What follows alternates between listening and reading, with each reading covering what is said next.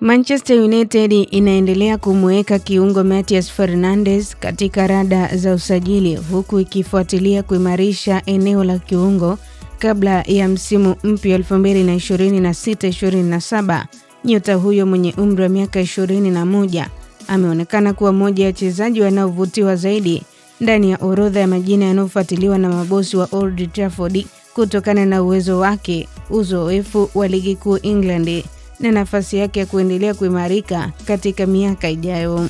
Viongozi wa Manchester United tayari wameanza mawasiliano na wawakilishi wa Fernandes ili kuthaminisha uwezekano wa kufanikisha uhamisho wake katika dirisha hili la majira ya joto.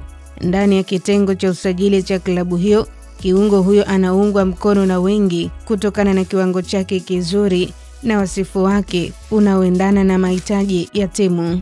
Mbali na Fernandes, Manchester United pia inaendelea kuwafuatilia wachezaji wengine kadhaa wa ligi kuu England. Alex Scott wa Bournemouth ni miongoni mwa majina yaliyopo kwenye orodha hiyo, huku Elliot Anderson na Sandro Tonali. Ingawa uwezekano wa kuwapata kwa sasa unaonekana kuwa mgumu, kiungo wa Fulham Sandberg naye anatajwa kama mbadala endapo madili mengine yatafeli. Ripoti zinaeleza kuwa Fernandes anaonyesha kuvutiwa na wazo la kujiunga na Manchester United, jambo ambalo linaweza kuipa klabu hiyo faida katika mazungumzo ya baadaye.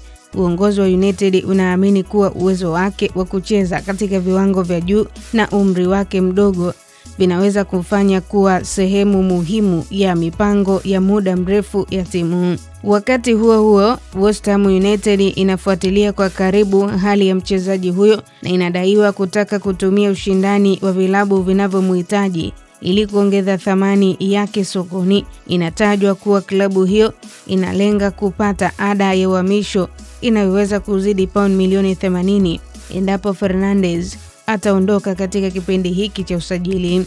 Nikusihi mtazamaji, kwa update zaidi za kimichezo kimataifa, endelea kutufuatilia kwenye mitandao yetu ya kijamii Instagram, Facebook na Twitter. Tufollow kama Kasako Media. Usisahau kusubscribe na bonyeze alama ya kengele ili wa kwanza kupata taarifa mbalimbali. Mimi naitwa Official Diaga.